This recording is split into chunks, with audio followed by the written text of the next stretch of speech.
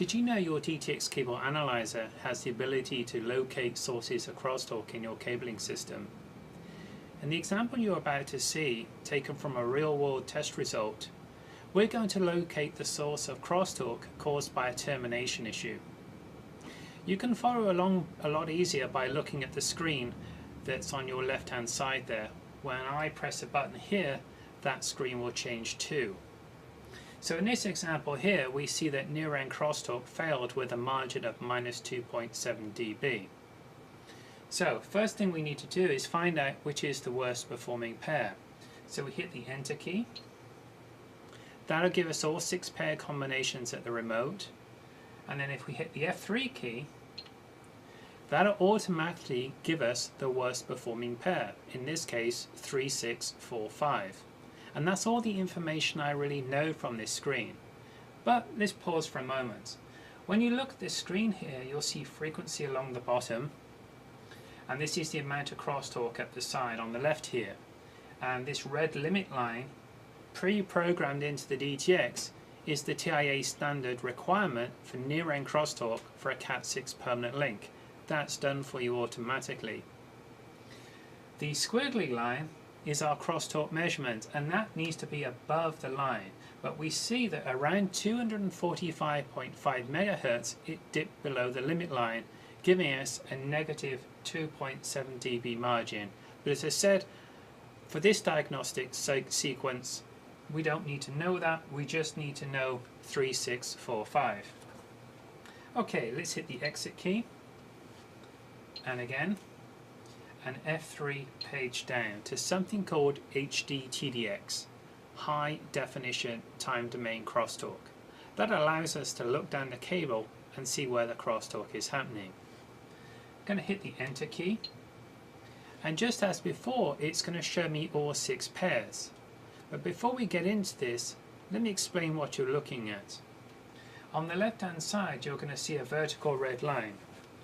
That vertical red line represents the connection into the patch panel at the near end from the main unit. The vertical red line on the right hand side represents the remote unit at the end of its permanent link adapter going into the outlet, or if you're in a data center, the patch panel at the far end. We're only interested in that pair combination that failed, which is 3645. So I'm going to press the F3 key,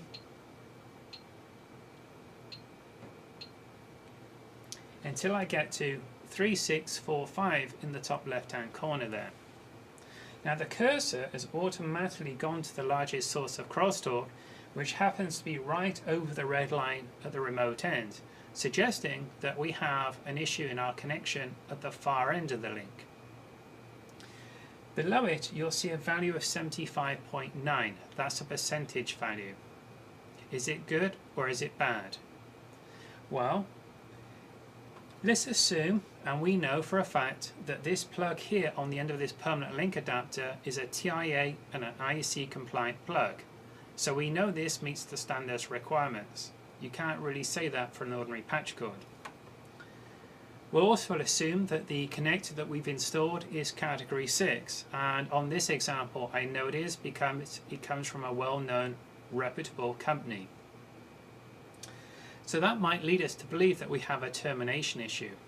Let's go back to that 75.9%. Is it good or is it bad? As a rule of thumb, we don't want to see any connections exceed 17.5% or minus 17.5%.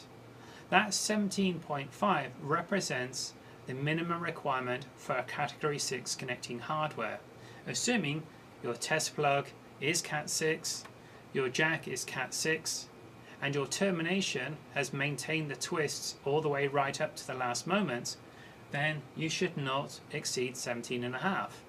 And on this occasion we have. So we know there's a termination issue in the remote connection. Before we go off and look at that, we're going to scroll across using the left cursor key to the near end connection.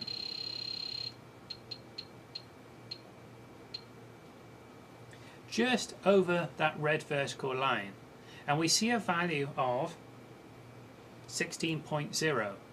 Excellent. Remember, we don't want that to exceed 17.5% or minus 17.5%. So on this occasion here, we know that we do not have an issue in the patch panel at the near end, and because there's hardly any crosstalk going on in the cable, we know there's not a cable issue. This failure is caused by a termination issue at the end of the link. And that is how you diagnose a termination issue on your DTX cable analyzer.